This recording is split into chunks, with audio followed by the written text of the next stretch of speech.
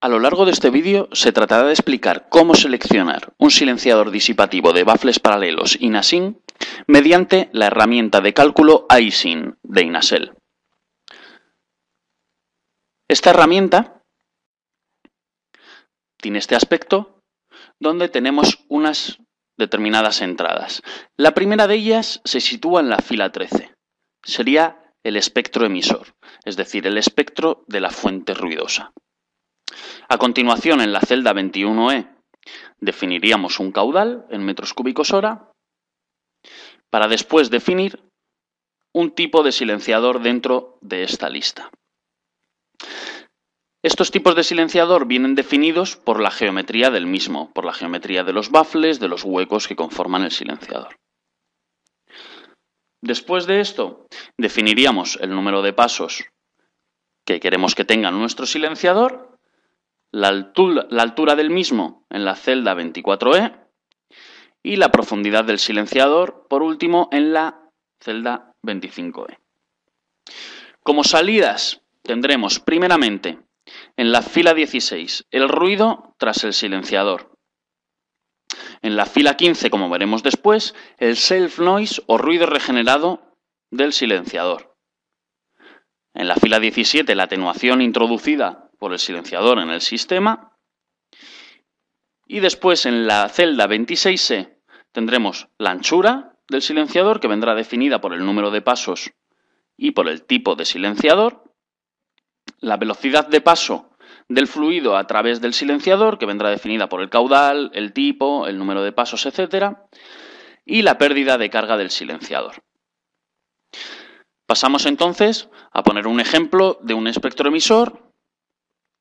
Sería 90 decibelios a 125 Hz, 94 decibelios a 250, 95 a 1000, a 500, 96 a 1000, 94 a 2000 Hz y 90 a 4000 Hz. Vemos que automáticamente nos da los valores globales tanto en decibelios como en decibelios A. Pasaríamos a definir a continuación un caudal en metros cúbicos hora. En este ejemplo vamos a poner 20.000 metros cúbicos hora. Seleccionaríamos un tipo de silenciador, por ejemplo un SYN 7,5N.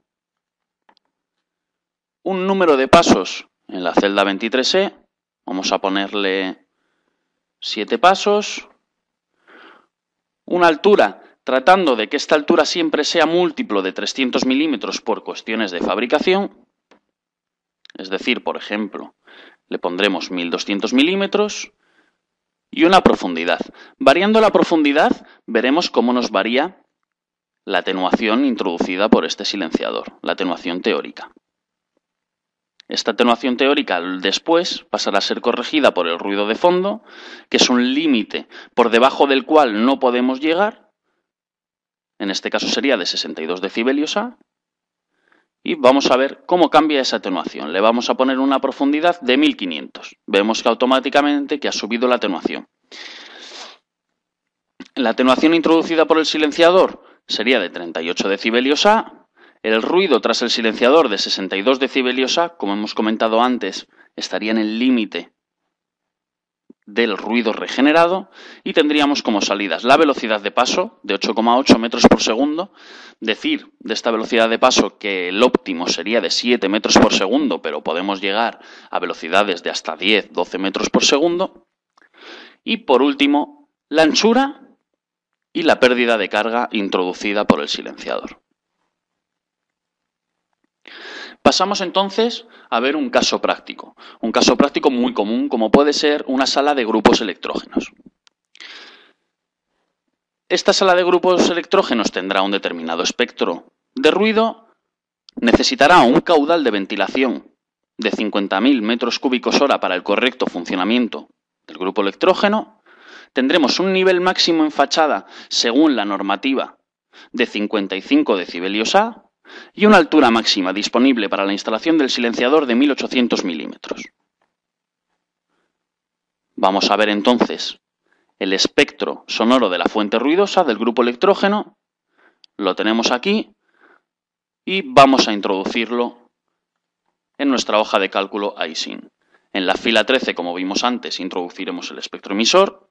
Sería 90 decibelios a 125 Hz, 96 a 250, 94 a 500, 90 a 1000, 88 a 2000 Hz y 85 decibelios a 4000 Hz.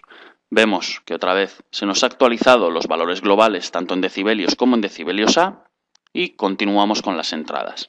Pasaríamos a introducir el caudal de 50.000 metros cúbicos hora. Esta vez como tipo vamos a elegir un SIN 10N. Determinamos el número de pasos o huecos, vamos a darle de momento 8 pasos. Una altura al silenciador de 1800, que era la altura máxima disponible. E introduciremos una profundidad de 1800 también milímetros.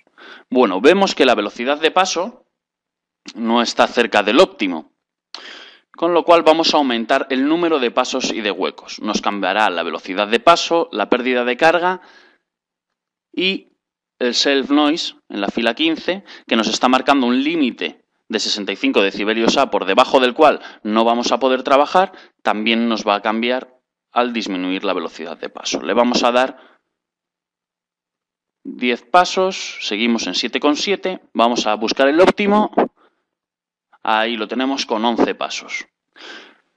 De acuerdo, este silenciador nos da como salidas una anchura de 3.300 milímetros, una velocidad de paso de 7 metros por segundo, una pérdida de carga de 2,47 milímetros de columna de agua.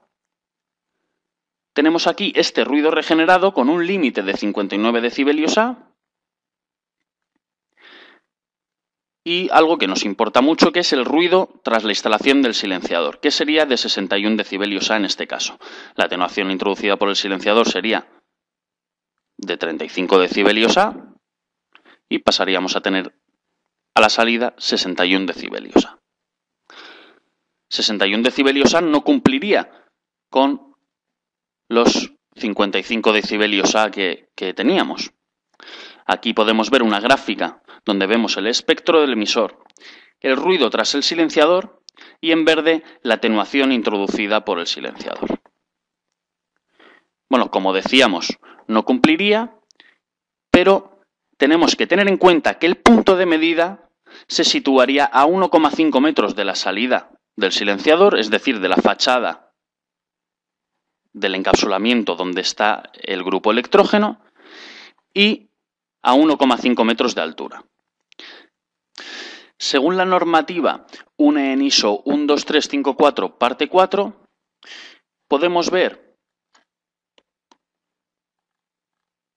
cómo el nivel de presión acústica en un punto de recepción en el exterior del edificio se determina a partir de las contribuciones de cada fuente puntual equivalente, según esta ecuación.